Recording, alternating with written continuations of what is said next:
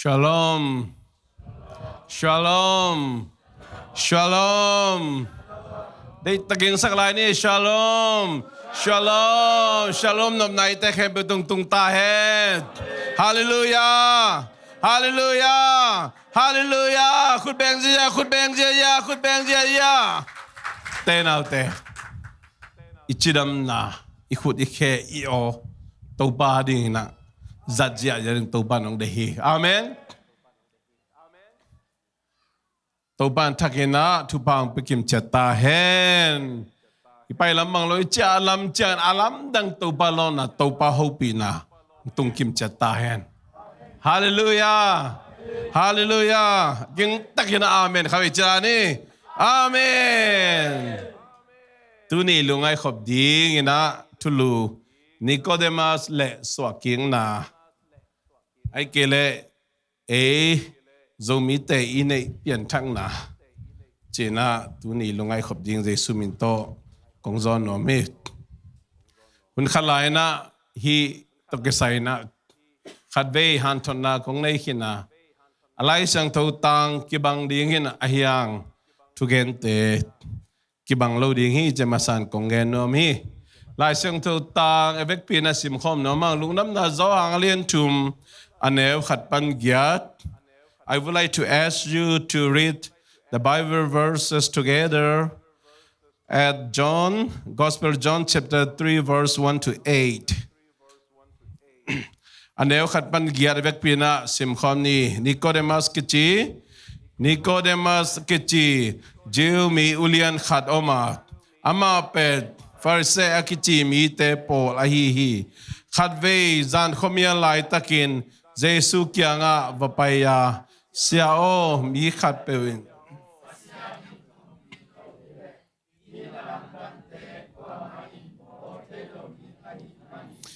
nang pen pasian hong sol siapa nahi na kahong te uhi achihi Jesu in aman takin kongeni na mi khat peu aswaki kele pasianung na sunga luthelo dingi achihi to chiangin Nikodemusin mi khat ate ki chiangin bangchi swaki thei ding a hi hiam anu sunga lutki kin swaki thei ding a hi hiam chin adot chiangin Jesuin aman takin kongeni na mi khat peu tuile khasyang tho to aswaki kele pasianung la sunga luthelo ding hi mihing sung panin swakte mihing ma hibeka kha to aswakte pen khami ahi hi toai manit naswaki ding hi ahi hi kahong chi na hangin lamdang sakein hui zong au na pepewa nunga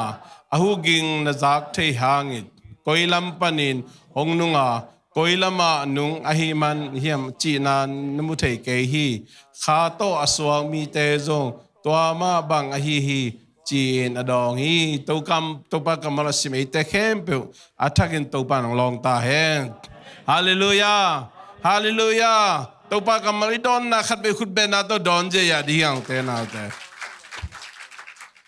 Nikodemus akichi mi pa pen next slide Itay sama bangina Jerusalem khwa mi how tum kitele khat apahi how chitaga how pahi lai sang tu siam te na again na pen Jerusalem khwa Jesu asang kwama omlohi chi po kharin ge ni na atak tak lai sang tu tang tu lim tak sim kik le hang Jerusalem khwa zong Jesu asang nana omhi awam pin gelen Galilee gam Somalia gam sunga amai Jesui kum tum sung mission asep na sunga bel ama asang mi tam jo tham hi chi to jong ama san a background por khat genom hiang tenai gen ma bagina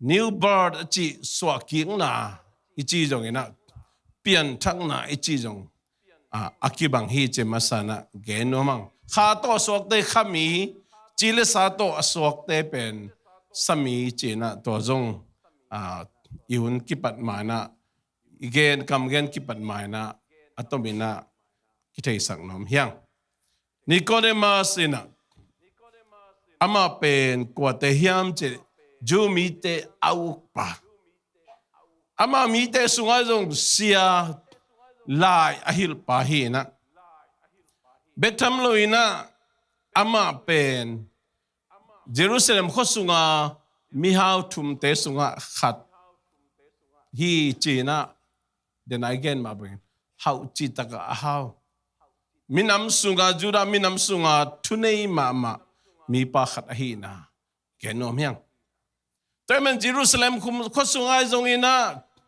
Galilee gam sungai jong Samaria gam sungai jong Jesu nungzui ama tugen na lamdang abol mi atam sem anungzui tam sem tak chiang ina ama jong thei non loina zan kim lai takena ong pai hi chena lai sang tho dena simna tung ton kim hui bang zan kim lai tak ong pai theyam ama pen mi mo khat hilo toy manina hizata nalamdang abol pa pen bel pasian in kopi pasian kyang panong pai khadi chi Abrahamina apa biak pasian loina aman pasian khadi chi akan ma bangina Nikodemus ina nana lungaina zan kim lai taken ama ituneina ama hauna ama pilna ama makaina te kol te Paul te kha khat theng ina len ina zan kim lai takina Jesu khianga ong paina siao mi khat pe sianin kopi lo hile hibang na lamdang te bol thei lo di hi china ando tak chiang ina Nikodemus Jesu ina na swakik di hi utena te tuni na amasai na ilungai khop ding ina tukhana Nikodemus came to Jesus Nikodemus pen Jesu kyang pai hi mi pil mi siam mi hau mi te lai ahil son amakai pipa Nikodemus Jesu kyang nana pai hi tuni na ilungai khop ding Jesu kyang zon di hiang hallelujah hallelujah hallelujah tapido khang panina ipi punule pa ai kele ei khang panina tapido umna anung ta pasien the hanga mi jong hil the khani mi jong gen the khani biang na sunga Pulpit sunga jong makai jong hina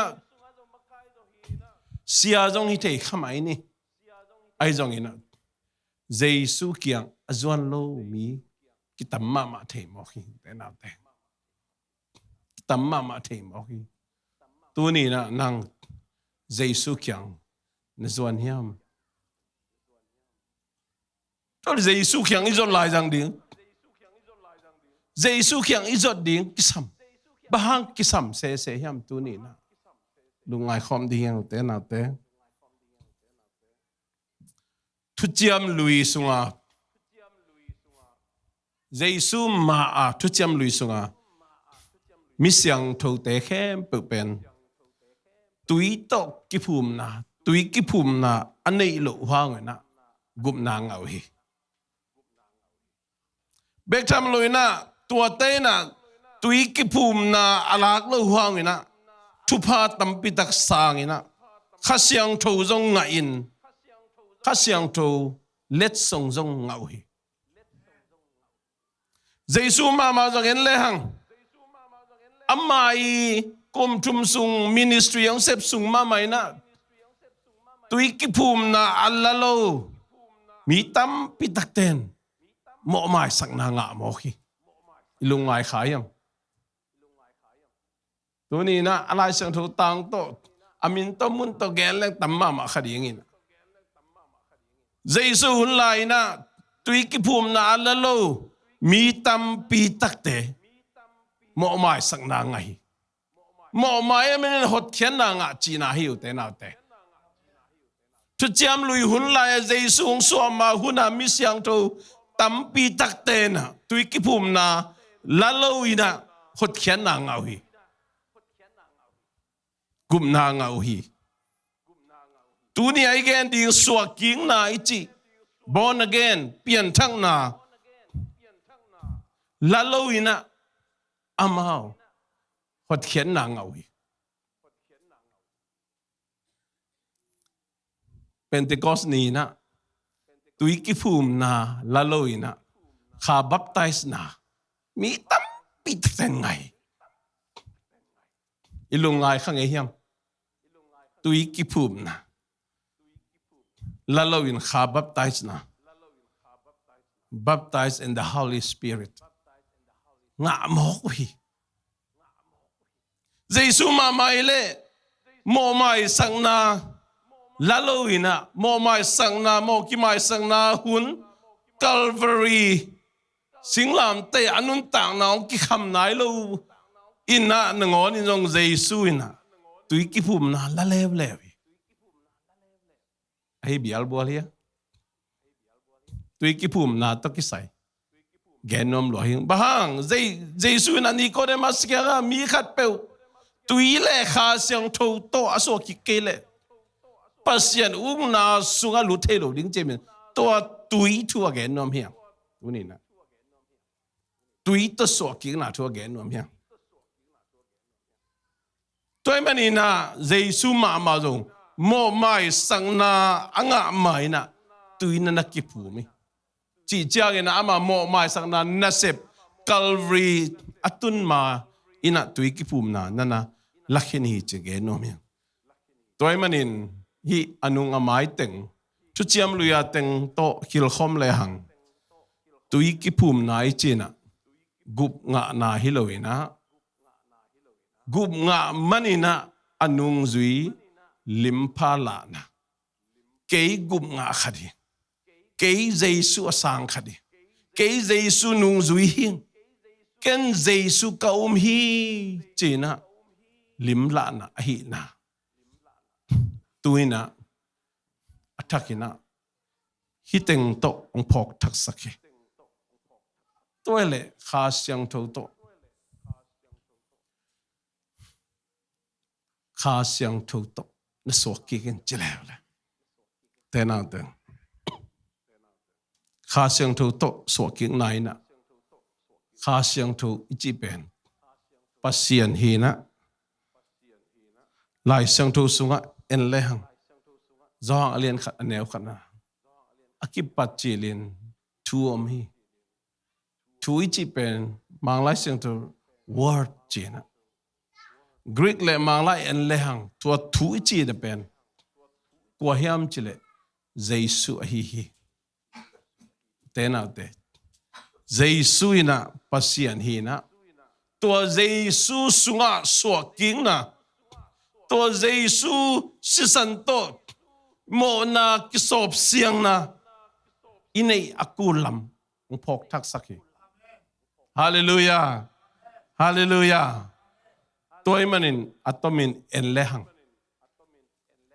เยซูสุงเบคะกิสวกิเทียเยซูเบงไม่นองฮอนเทียเยซูเบงไม่ในเตองกุมเขเทียนะตัวเยซูหังเบงไม่นะโมไม่นะกิงไงตัวเยซูหังเบงไม่นะดิกตันนะกิงนะตัวนี้นะอัฐกินะฮีกัมมัลตุงโตนี่นะตัวปันหอมปีฮีเตลเซียมนี่ตัวปันทุปังปีอาเฮนเตน่าเตเลยตุงะมิตามปีตักเตนะ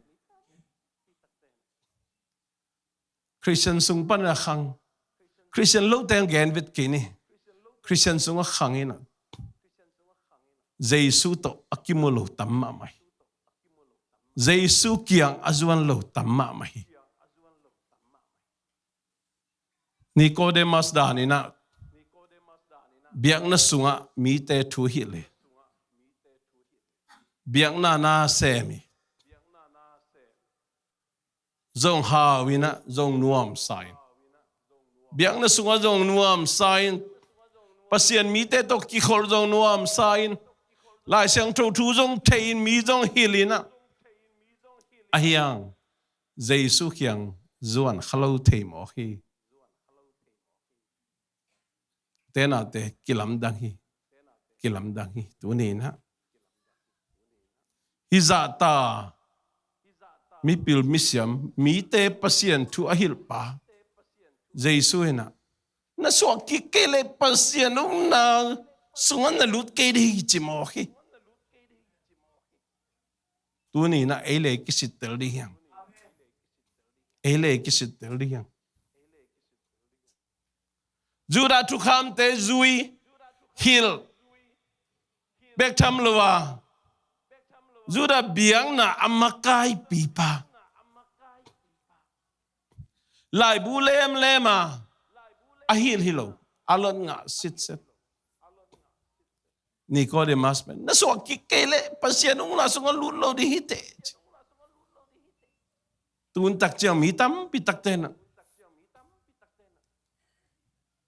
lai jong sim lai siang tho jong sim ahiang nun tak ton tung nai nga na ding pasien ung na sui lun na ding igam tat na pha ma to ma om je kele to ma han cham na ma om je kele to ma thu kha mai zui kele ai kele atuam sem na ma om kele Nikodemus dana alung ngai por khat kiom theu te nau te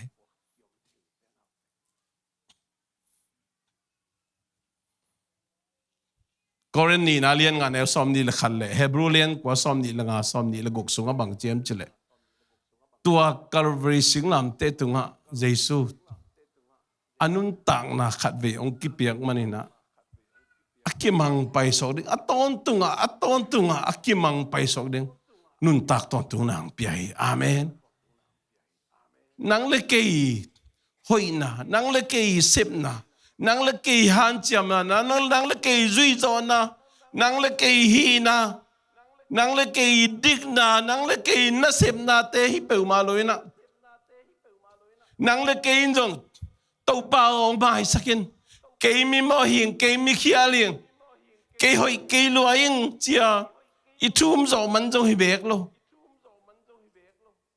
ei lam pan hi na khat zong I suan tak di khat zong lo I muan I suan di khat zong lo pasien yong e pi na hang ina tua Jesu ina anun tak na khat ve nang le ke mo na tang di na ong ki khai man asisan khat ve ong buang manina nang le ke na nun tak ton tu na ngai na pasianu na sungai alut ding te hiu te na te to Jesu Lungdamkohna khut beng je ya ding yang te na te to le en bang hi di to le te na te ei sem na khat jong lo ei han chem na khat jong I son ta ding om lo ei hi na khat jong om lo pasien nge pi na hang bek to ei pasianu na sunga lu thei ding le pe bang hi ding bang om hil ding amen om hil ding zil ding achi dan mo sani ni changa mo pasen ding tang khalek chi dan om zil ding om hil ding ei lam pa ding khat jong om lo ei lam pa ding bang Jesu kyang pai ding jo came to Jesus Jesu kyang pai ding jo Jesu nang kagum pai te Jesu nang katau pai te keima mo na tang ni nang si na nang kong manin nang hang bek to kinun tak ton tung na nga kai china om hi thiat ding lungdam ko di chi sim lo nun tak ton tung na inga na ding ei lam pan hi ding kha zom lo I hi thei jong kha zom lo te na te atel sham din Topan thupang pia hen ani na Nikodemus ina testify for him. Alai sang tu tang sim lang. Joang lian sangi. Joang alian sagi aneu som nga panina. Som nga lakat sim lang. Tua hun main Jesu kianga avaho sim ngei. Nikodemus song ulian te sunga kihelahi manin. Jesu athana ding vayu. Akimat aman no vayu. Jesu pen koi banga thu hil ding. Jesu pen koi banga that ding. Koi banga bol se ding. Chia thua ki kup lai takina. To ulian te sunga. Zan kim lai aho sim ngei. Nikodemus song ulian te sunga kihelahi manin. Ama in mi khat peuma athu dongin. Ama gamtan na te itei masang mateng. Mo sang na thu ikhen ding pen. Itu kham to kitwak lohi achihi. Tehna te Nikodemus in mo.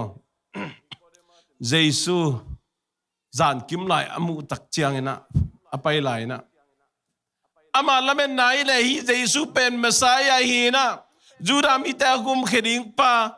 Juda mi te hon kheding pa. Rome Empire te khusung pan hon khia ina. To Rome te na ngon le u kik ding chia.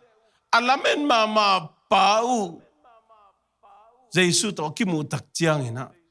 Jesu ina. Dena isim sa again sama bangin. Va pasian gam lut na ding. Tu again tak chiang Nikodemus nana sang mo ki. Nana sang.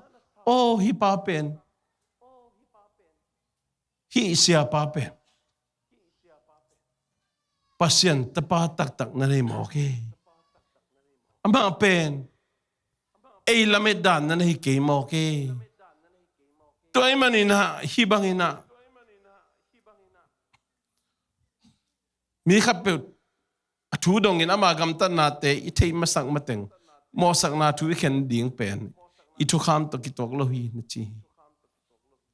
Jesu pen na din pi. Teci na panghi. Jesu lama na panghi ute nate. Tui na Jesu asangkin nang lagay. Jesu lama ipanghyang.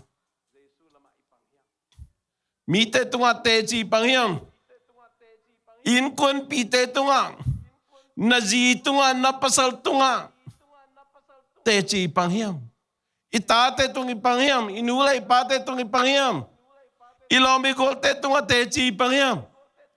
Inasepite tunga teci ipanghyam. Nanunta nato nalakiam. Nakampaw nato nalakiam. Nikodemus laki ute na ute. Hi tuwa miting ato latang lauay mamahi. Ama begin din pimoki. Tuni na nang nanay Jesu na din pingamyam tuni na. Leitung khawm sa sem tay. Tenaw te. Idin pingam takpidiyam. Inay Jesu. Tuni na.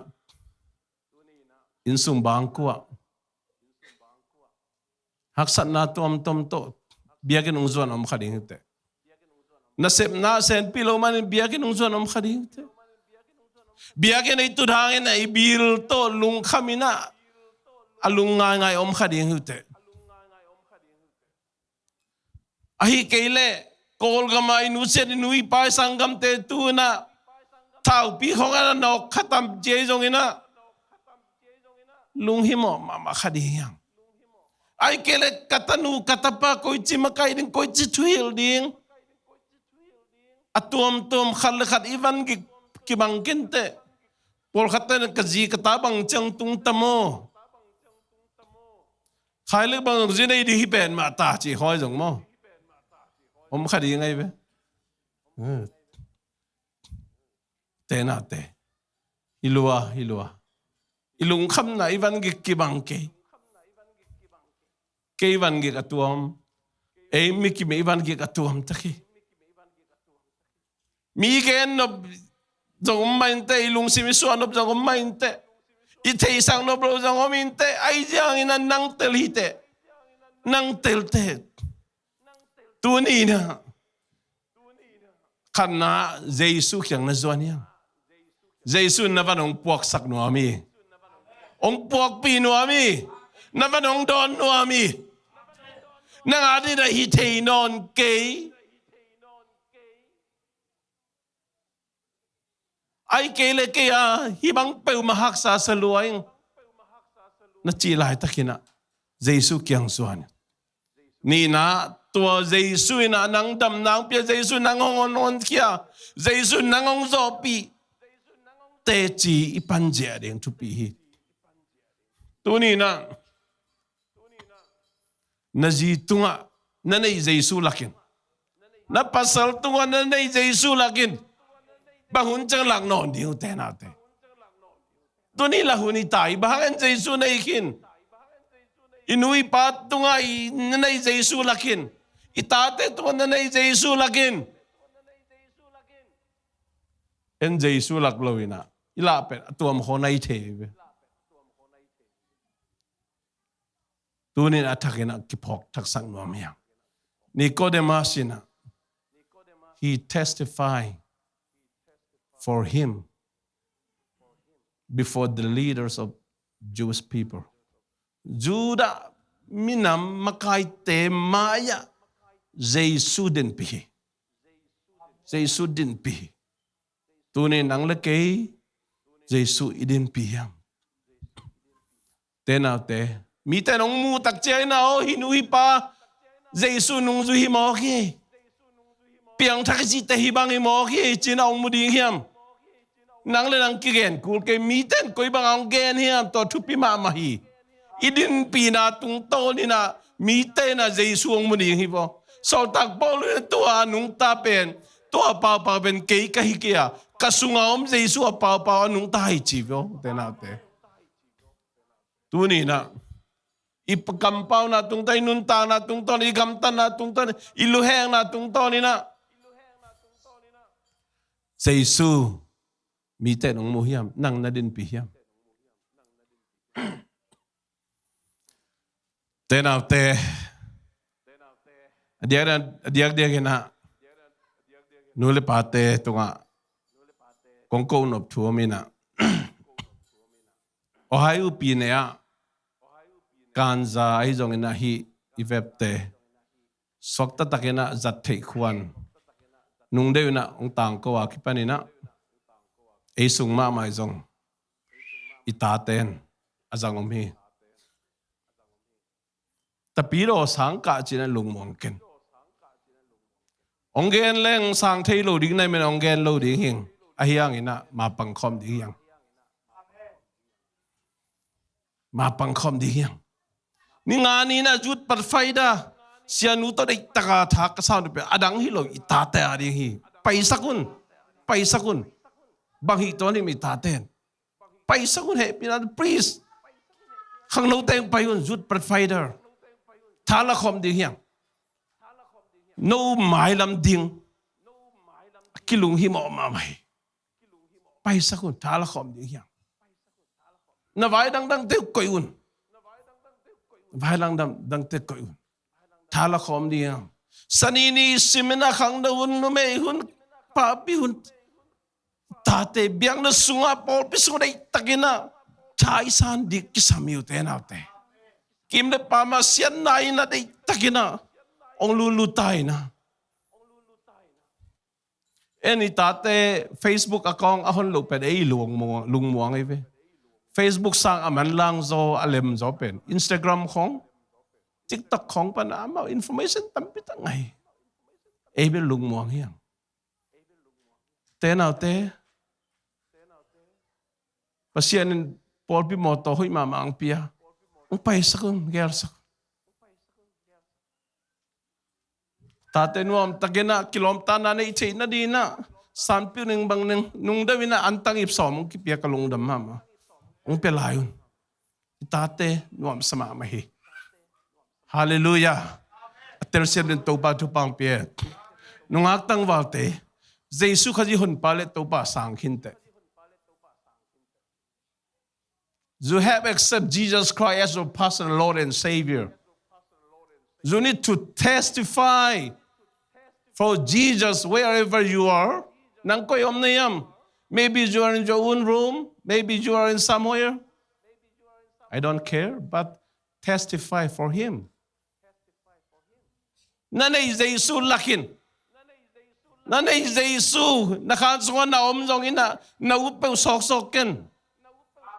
Ina nomjong sanga nomjong khangthakte. Khangthakte. Inule pai na i-building lunghimo ina. Imoto building in building lunghimo in. Ipuansil ni tending inegidon lunghimo ina. Inlama inuse nui pa ipipu sangamte. Zakat jani pe onwam tomle gal pwala omlom jia khak na di han jiamina. Mangbang le na sep lai takina. En inui pa te jong. Isanjol omkhan khamain te ai jong ina. Atata ngai sun lepchin mo. Khangthak te. Tuni na Jesu minto kong to nomi. Jesu anei hin. Jesu hin khangthak te. Bahangi leitung siya na sunga lut lai jang ding. Bahang siya na sunga lut lai jang ding. Nikodemus bangina alaway mama mun nangona teci pang di hyang. Teci panpi di hyang. Isang kapite tumlo mi viveka dingi. TikTok kong siya na tampita kom. Instagram at siya na tampita kom. Ito at ito ikisaylo. Tote zang lo ding chiki. Zangun. Tua ahoy lo te. Ongo kumpite na ahoy lo. Ay kele juesi lo mo. Bang mo. Ong pal kading ahiyang. Isungam Jesu nong palo hivo. Jesu nong palo hive. To leitung siyan natin to kidiadi nga Jesu nong palo hive. Napumpi pa siyan kasi ang tuten na biakin pinin saken chi. Tuay man hi siyan natin pumatong kisok kiun kang takte. Topan takin na tupang piyahen. Atum na this service for Him. Nikodemus did service for Him. Zohang alien kwa, som le kwa neo, som tum le kwa. Jesu ni tak nai tum lian ina, anun tak na be ina. Alukun sukin asi. Asi tak chiang, juda ngay na sunga, kiway di ngay manina. Nai guhile saban lo data. Saban lo dita nai tum be hun nei lai. Akan kien na pian ya Nazareth lam Bethlehem Galilee lam tenga aluang padi di na lem non lo ama Jerusalem gama asi himo kay takchiang nai tum sunga jurang ina to kizuya koi bangina dai tang sak ding koi bangina sem ding koi bangina puwa ding chipen hun pe ma om non lo hun pe ma om non lo. To lai takina Jesu to akimu pa Nikodemus ong pai lian ai ve ong pai na Nikodemus bang cheya mira le alus pang nam tui pong som sagile ponga. Nikodemus brought a mixture of myrrh and aloes about 75 pounds. Tom hết lôi lại sang thô xiêm te chia chép tèo chiang na hi pen mi wan ngui ya hoi mi khadina kum khat khasumi che kum khat wan ngui che ke kham bet ke ni ngwai to pa to nga ilungdam nai la nai na ka khasum tu li sang tam jo chen khul lam de ni lam nam lo ma ai ke phamo ke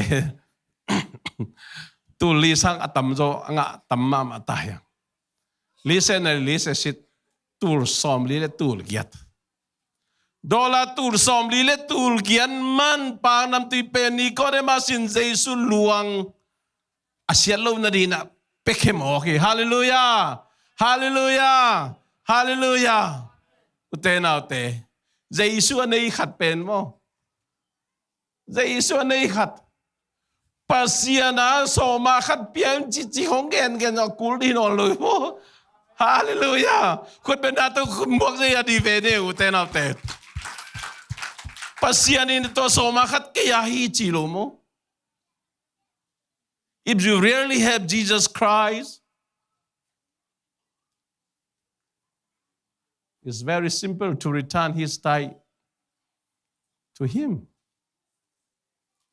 Khang thak te jong han thon om in. Full time sem jong om te part time sem jong om te. Pasien sum soma khat pasien kyang a po kun. Biakpiakna GCC Columbus 2008@gmail.com. Lai siang thoi na dim tan again. Tu ni na hi Jesus to kimupa Jesus anei pa. Nikodemus thakat thui na. Biakpiakna ukiban pai. I building adi ina tun atatak. Tena te I kam chiam te ilunga kim mayang. Iwan nguyen ni. Por khate khat we lai khat yeng. Por khaten pehin ko bang alang pe pan. Han chiam tu di yang.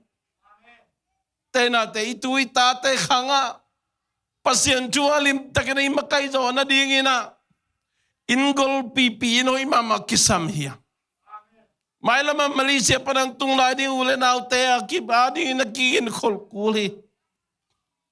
Kana pasien sum soma khan man takina. Kisin ding yang ibiak pasien ong kisinun cingeu ngawai be. Sin nyat ding yang tu ni na bil bangsa na payment bangsa cing ke khale cingai sunai lo pur nanga za sum sin phut lim lim. Sin phut lim lim kisinun chema sin phut lim lim di yang.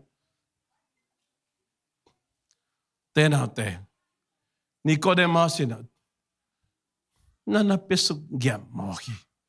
Tu ni nang le kei biakpiakna zo han cham ding hiang. Illa mai nu siat illa ngai te adina. Ipiakpiakna ma bangin. En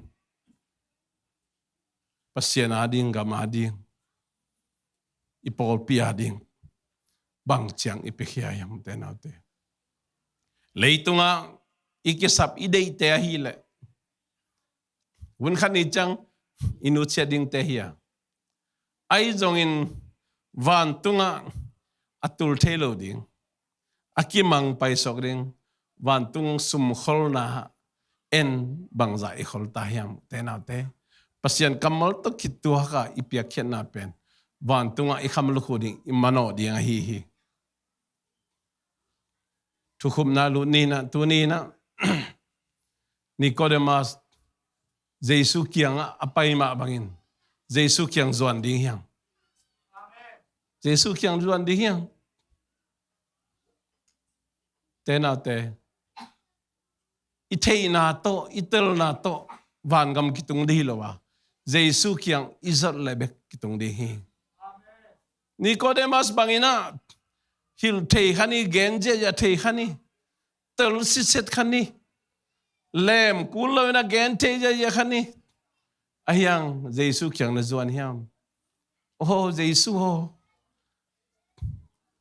Jesus oh nang bek mahiweto lampi nang bek mahiweto van tungam lu na ding lampi nang lo pe madang kamuan kasuan nang ma sep sa te ki ading kichingi nge thi China za zakhat imuang hiam. Tua bana tua hilai le chi hile amuang lo hile. Amuang lo hile tena. Jesu singlam te tunga anun tak na khatwe ong piakpiakna hangina. Eite nun tak tong tung na ngai.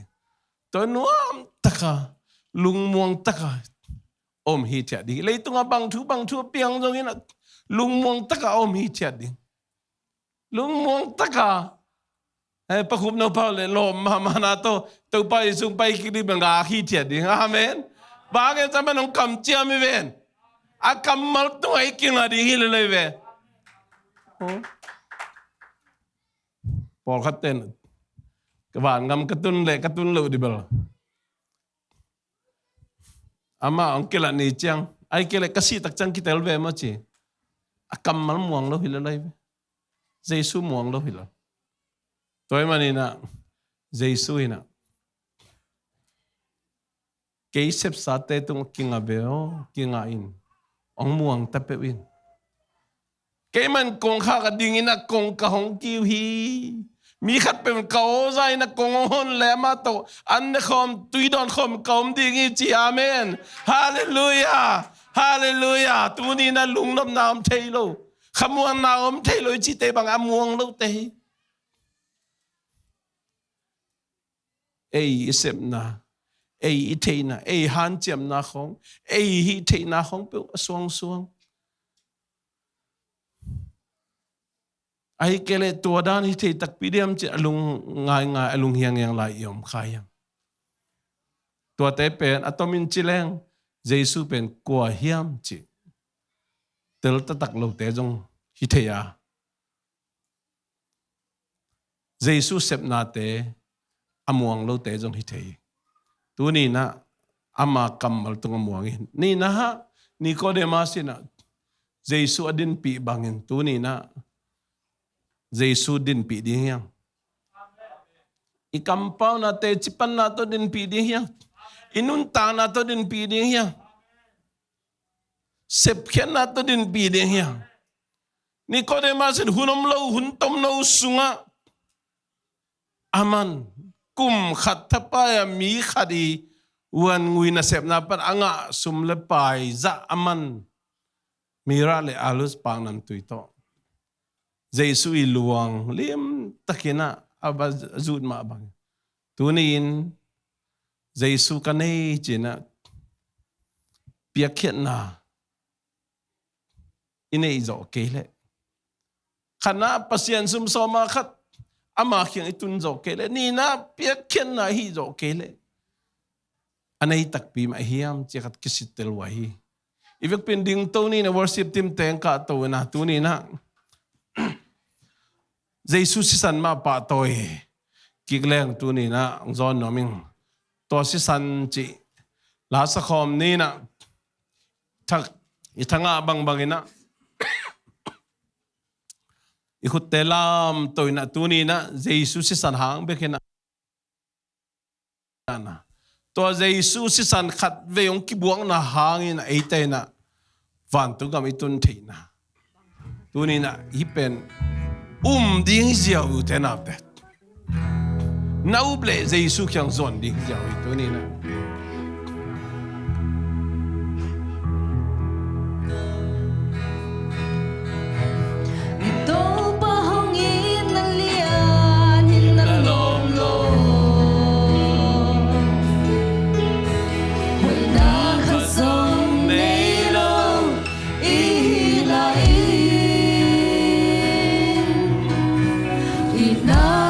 Hong luangin na hong tata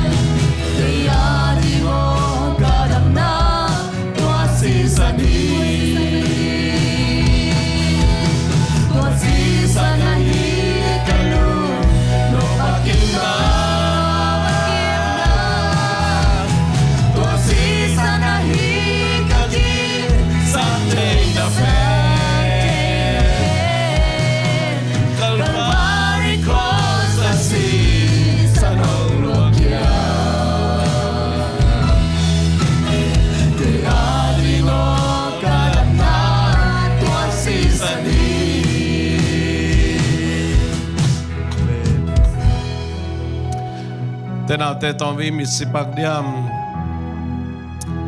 ตัวนี้นะนวันกิกนลุงคำสินคำนานวายสาลัวเฮียมสังกัมตัวนี้นะไอปอกขบเจดมีกิกนัสลัวเฮียมตัวนี้นะกิกนัสลัวเฮียมนลุงคำลัวเฮียมตัวนี้นะTopan na bangin po mite kakyang pa kay man lung simtol na kong peding chi Jesu na nabangin kong po peding na ready hitunin na sangam tunin na tunang enin na lung simkepel ta tunang enin tunin na Topan na nabangin kong po sang noong luha hitunin na Jesu kiyang zuanin Jesu kiyang zuanin Jesu kiyang zuanin Jesu kiyang pain Jesu kiyang pain Topan na ba't yung puwag sang nuami tunay na Topan na ba't yung puwag sang nuami tunay na Tunay na lungdamkohna yan tunay na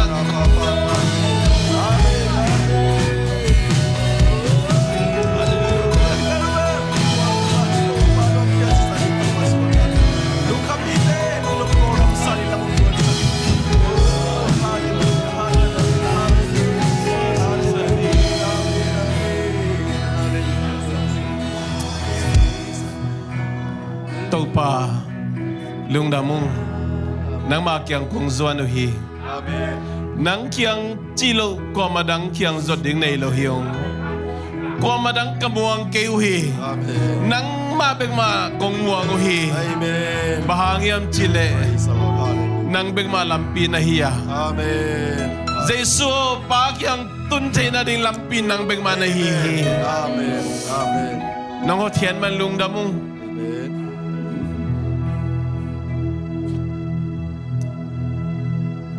Topa katu katate ang kep sakin. Amen. Kanal te ang kep sakin. Amen. Leitong siya na zong sana. Hallelujah. Topa kazite ang kep sakin. Kapasal te ang kep sakin. Amen. Amen. Leitong siya na zong sana tom te panang hot kiyain. Amen. Hallelujah. Hallelujah. Hallelujah. Nang kong umuhi. Amen. Nang kiyang kong zuanuhi. Amen. Amen. Nang katawpahite. Amen. Amen. Amen. Nang ong honkiyain. Amen. Nang ong kepsak denin. Amen. Nang kong naiman ilungdamong kakampaw na ito, kanuntang na ito.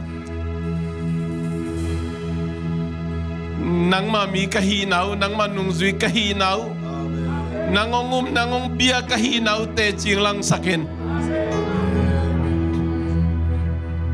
Khan katsunga kong wakom lai taknuna. Kanu kapate nung mukay, kasanggam te nung mukay. Ay zong vang lian pasyan nang nung mungin ngeti. Tuay manina. Siyan na kagidialo na diyo nga na ohon kiyain ong kemin sangka ka na uwa kasangka na ong hon kiyain ong kemin tawi tau tanga zumahiyam ngalte mutay mo ngalte na siyam na pa nung hon kiyain ong kemin kana siyam na tiyan ong kemin ong hon kiyain tau pa leitungin siyan na mano siyam mahima din tau pa o hi akimutay asesip ding kanutsia ding leitung nate to buah helowina akimutay lo kamano ding akibako vantung sumkhulna nong piak tupa sumlepay te na to apekejo sem ding ina mimal khachiat to na ang guantahin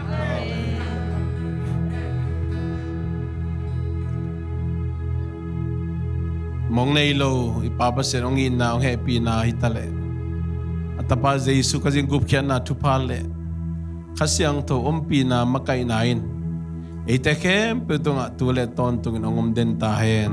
Amen.